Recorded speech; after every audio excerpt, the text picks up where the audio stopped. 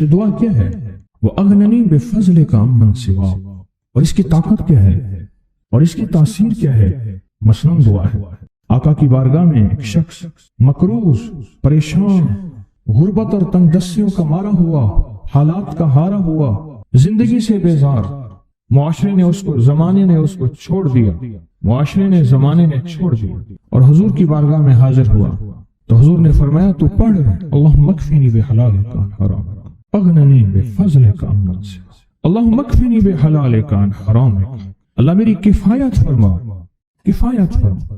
کفایت سے مراد یہ ہے، کبھی وہ ایک بابا جی کہتے تھے کہ نہیں لوڑ دی تھوڑ نہ ہوئے، مجھے جس چیز کی ضرورت ہو وہ ہر وقت مجھے ملتی رہے، اللہ ایسی کفایت فرما یا کسی کا محتاج نہ رہوں، ایسی کفایت فرما میں عاجز نہ بنوں، ایسی کفایت فرما ایک ایک چیز کو ترستا نہ رہوں، اللہم اکفنی بحلالک عن حرامک، پر کفایت کرنے میں میرے ساتھ حلال کے معاملے کرنا تیری تقسیم ہے، تیری ترتیب ہے، اللہ مجھے حلال بھی چاہیے، ایسا چاہیے جس میں وسعت ہو، اور ایسا چاہیے جس میں برکت ہو، اور ایسا چاہیے جو میری ساری ضرورتوں کی کفایت کرتے، ساری ضرورتوں کی کفایت کرتے۔ میرے پاس وہ حال نہیں چاہیے کہ آج ایک چیز ہے دوسری نہیں ہے، دوسری ہے تیسری نہیں ہے۔ ایک صاحب کے پاس ایجنسی تھی، کہنے لگے ایک دفعہ میاں بیوی ہم روٹی کھا رہے تھے، ایک ٹھنڈا سانس نکلا بیوی کا، میں نے کہا کیا ہوا؟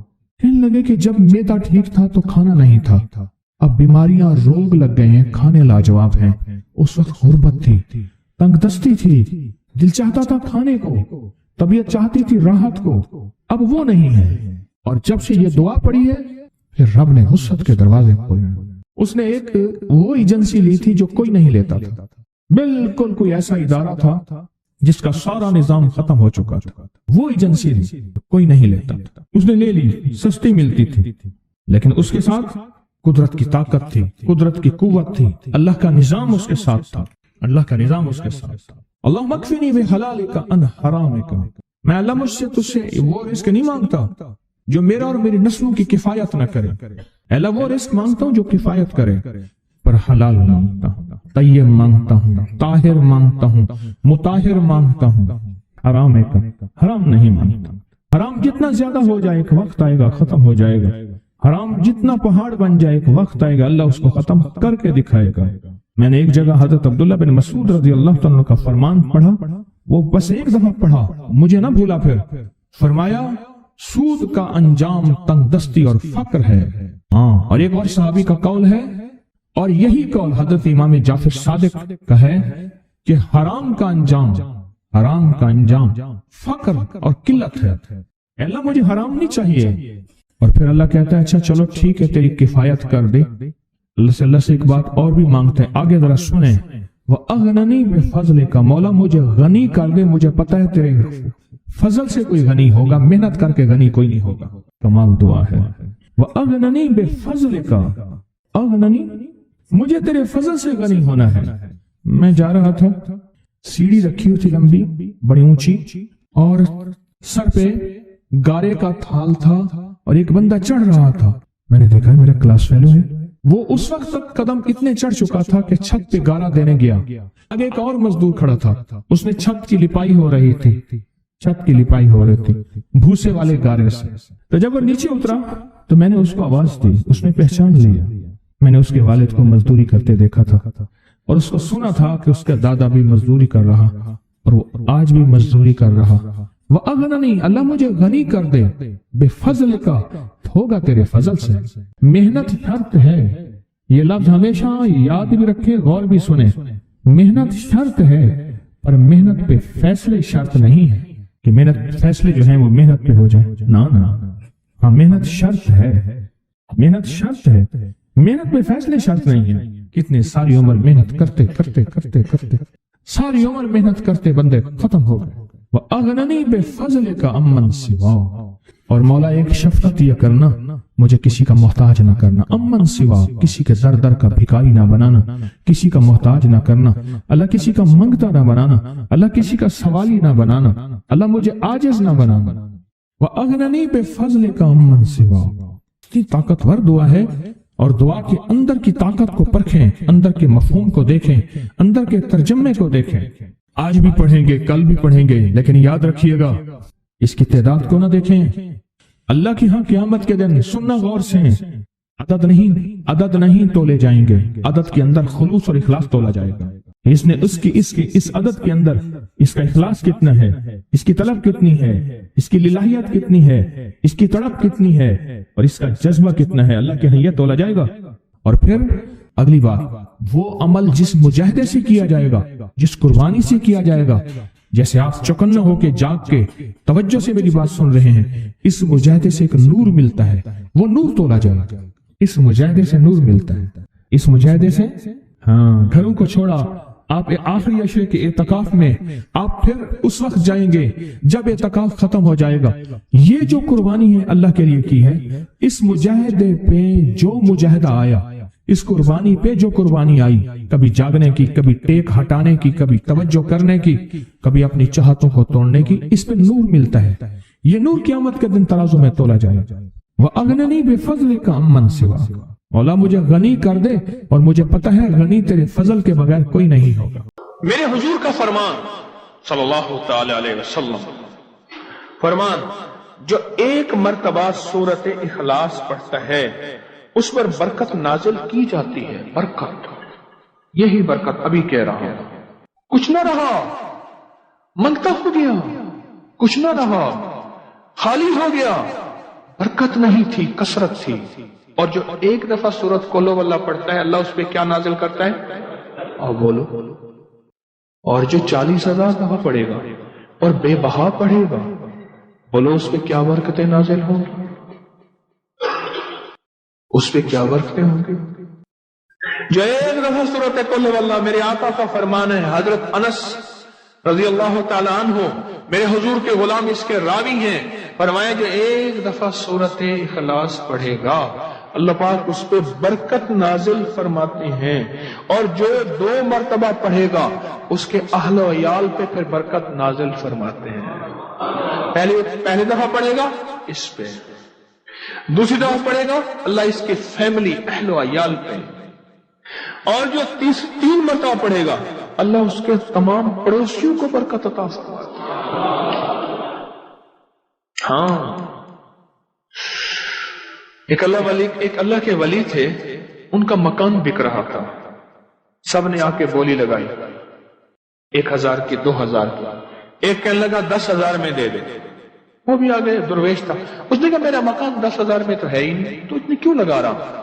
کسی نے لگائی، اس نے کہا ایک تیرا مکان ہے، ایک ولی کا پڑوس ہے، تیرے ساتھ اللہ کے فلاں ولی رہتے ہیں، ان کا پڑوس بھی تو ہے، وہ جب اعمال کریں گے اس کا مجھے حصہ ملے گا، نور، برکتیں، رحمتیں، پر اس کی قیمت میں ادا نہیں کر سکتا، اس لیے میں کہتا ہوں یہ مکان میں لے لوں، یہ پیسے تو لے لے، مجھے ان کا پڑوس ہے۔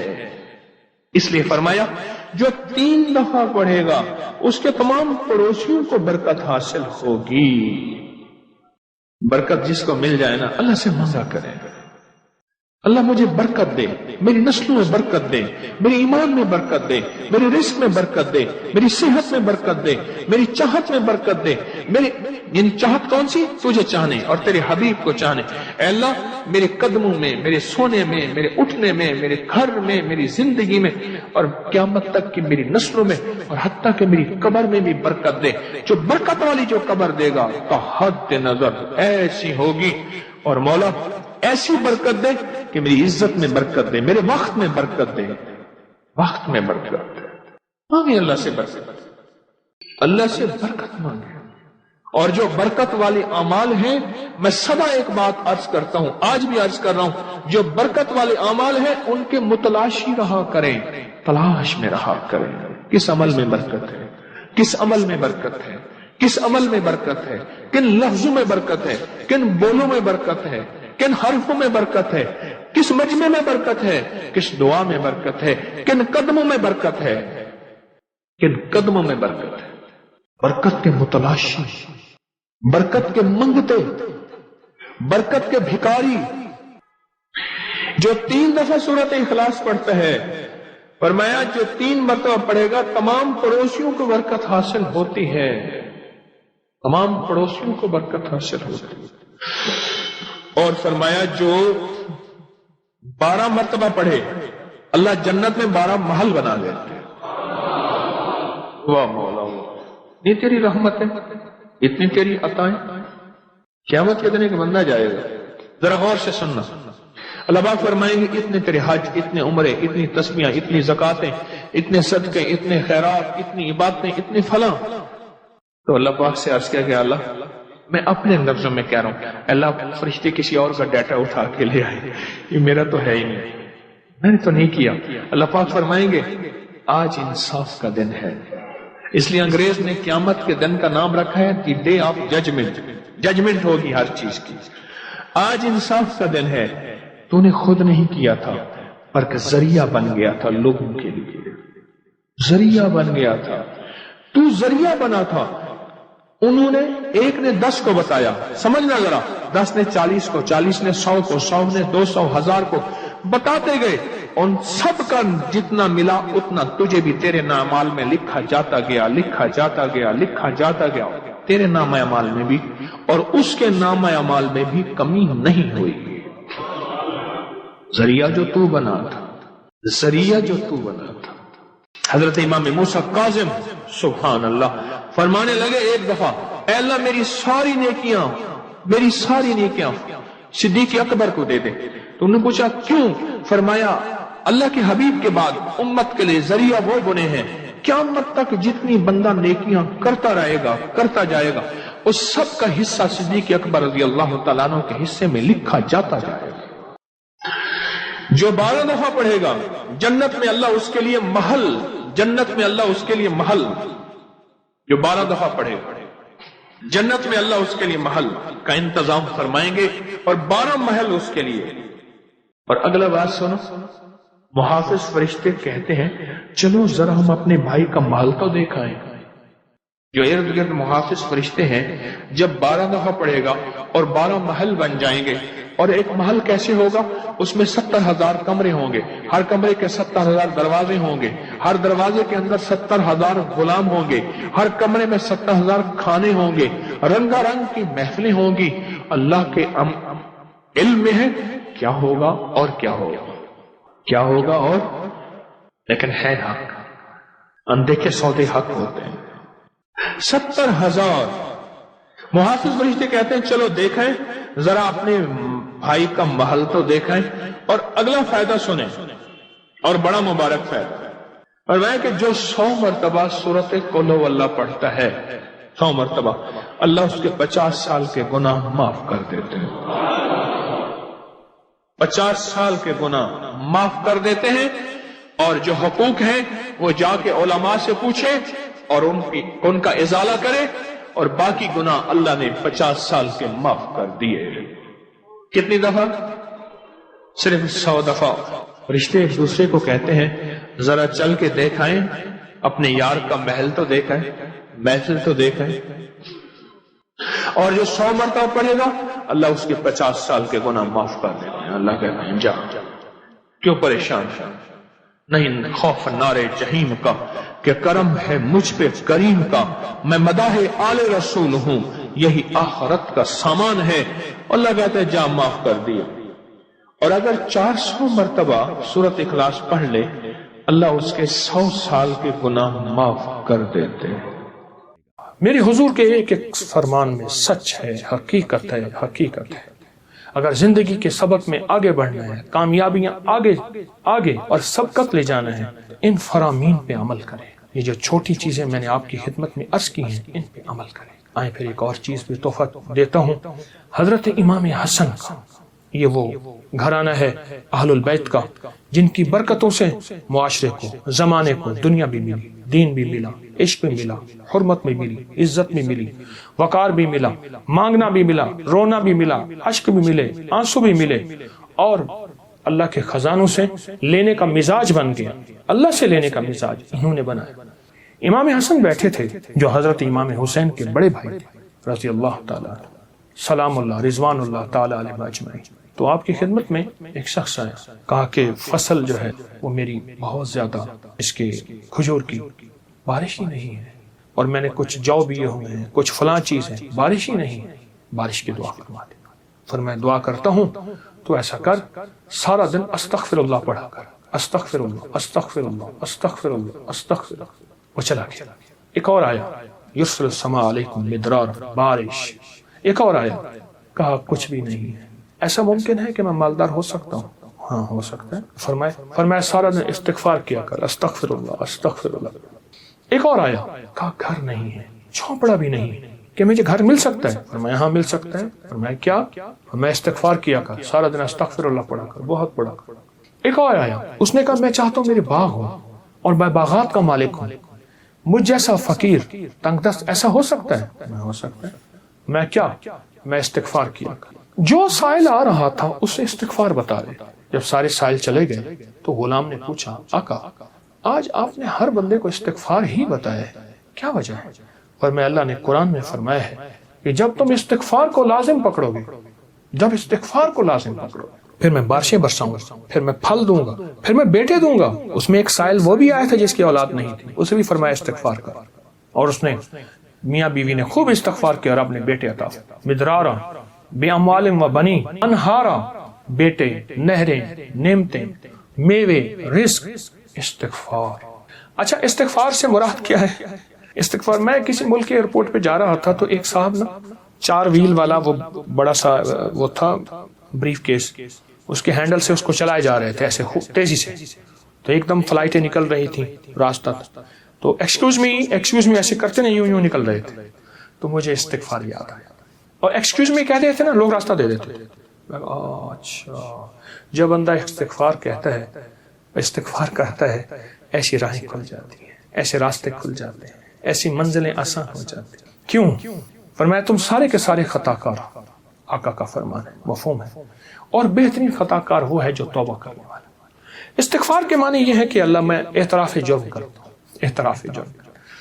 ہمارے یہاں ایک گھر کے قریب نا ایک دوسری گلی میں آرا مشین تھی، یہ لکڑیاں کاٹنے کی، تو اس کا ایک ٹریکٹر ڈرائیور تھا، پرانا روسی ٹریکٹر تھا جو بڑے بڑے تنے اٹھاتا تھا اس کے درختوں کے۔ تو ڈرائیور جو تھا وہ ہمیشہ جو ہے وہ گاڑی اپنا ٹریکٹر درمیان میں چلاتا تھا، کبھی دائیں بائیں اتارتا نہیں تھا، پھر لڑائیاں بھی ہو جاتی تھیں، جھگڑے بھی ہو جاتے تھے، مار کٹائیاں بھی ہو جاتی تھیں۔ وہ ڈرائیور میں نے دیکھا ہوا بیچارہ ایک حادثے میں فوت ہوا۔ اچھا اس کے مزاج میں ایک عجیب بات تھی، وہ نا جاتے ہی لڑائی کر لیتا تھا، جھگڑے کر لیتا تھا، کبھی ٹریکٹر کا ویل نیچے نہیں اتارتا تھا۔ جھگڑا کرنے کے بعد، سارا کچھ کرنے کے بعد وہاں پہنچتے اپنی قمیض اتارتا تھا، پولیس والوں کو کہتا تھا، تھانے والوں کو، یا جہاں کہیں اس کو لے جاتے تھے انصاف کے لیے یا جھگڑے کو ختم کرنے کے لیے، کہتے مجھے مارے، میں مجرم ہوں۔ وہ کہتے بات کیا ہے؟ کہتے مارے، میں مجرم ہوں۔ وہ کیسے مارے؟ بات تو سنیں۔ اچھا وہ بات تھی ایسی کہ اس کو مار پڑنی تھی، جب وہ کہتا تھا مجھے مارے تو مار پڑتی ہی نہیں تھی۔ کیوں؟ اس نے آتے اعتراف جرم کیا۔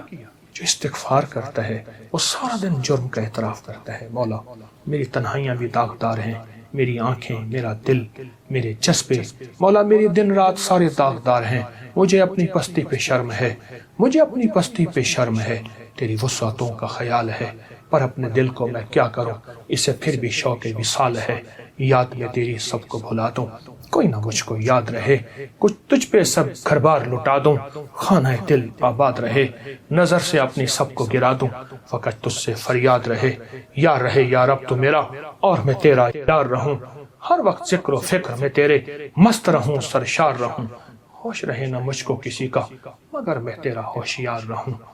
ہاں یہ استغفار ہے کہ مولا مجھ سے بڑا کوئی دنیا میں مجرم ہے ہی نہیں، میں نے اپنے جرم کا 100% اعتراف بھی کرتا ہوں، مجھ سے بڑا کوئی مجرم نہیں۔ جب بندہ اس جذبے پہ آتا ہے پھر اللہ کے خزانوں سے اس کے لیے حیرت انگیز برکت، رحمت، رزق، عزت، وسعت، عطا، شفقت اور رحمت کے دروازے کھلتے ہیں۔ تو یہ شہداء کی یادیں ہمیں مانگنا بھی دیتی ہیں، مانگنا بھی سکھاتی ہیں، اللہ کے خزانوں سے لینا بھی سکھاتی ہیں، اور یہ شہداء کی یادیں ہمیں بہت ایک راستے اور منزل دیتی ہیں۔ آئیں ہر سال 9-10 محرم نہیں، اپنا پورا دن، اپنی پوری راتیں، اپنا سارا سال 9-10 محرم بنانا ہے اور عاشورہ کا دن بنانا ہے۔ وہ کیا؟ مانگنے والے، سجدے نہ چھوڑنے والے، ان شہداء کی یادوں کے لیے، ان شہداء کی یادوں کے لیے، ان کی زندگی، ان کی سچی راہیں نہ چھوڑ کر اللہ کو منانے والے، دعائیں مانگنے والے، غریبوں کا خیال کرنے والے، استغفار کرنے والے، نفل پڑھنے والے، سجدے کرنے والے اور حقوق کا خیال کرنے والے، حلال حرام کی پہچان کرنے والے۔ ایک طرف حرام ہے اور تخت ہے، ایک طرف حلال ہے اور خون کی ندیاں ہیں، تو پھر خود فیصلہ کرنا ہوگا کہ حسین نے کون سا فیصلہ کیا تھا اور یزید نے کس کا فیصلہ کیا تھا، اور یزید نے تخت کا فیصلہ کیا اور حسین نے شہادتوں کا فیصلہ کیا۔ ان کے فیصلے غلط نہیں تھے، وہ فیصلوں میں سچے تھے، وہ ہمیں ایک زندگی دے کر گئے ہیں۔ مجھے بھی آپ کو بھی، مجھے بھی آپ کو اس زندگی کو سوچنا ہے اور اس زندگی کو سوچ کے آئندہ کے لیے اپنا لائے عمل قائم کرنا ہے۔ آج کے بعد ہمارا ہر دن عاشورہ کا ہوگا، صبر میں بھی، عطا میں بھی، توبہ میں بھی، مانگنے میں بھی، دعاؤں میں بھی، استغفار میں بھی، اللہ کی محبت میں بھی، عشق مصطفیٰ میں بھی، اور محمد آل محمد کی نسبتوں کے ساتھ، اصحاب محمد کی شہادتوں اور نسبتوں کے ساتھ انشاءاللہ ہمارا ہر دن اسی طرح روشن ہوگا اور ہر دن انشاءاللہ کامیابی کا سفر ہوگا۔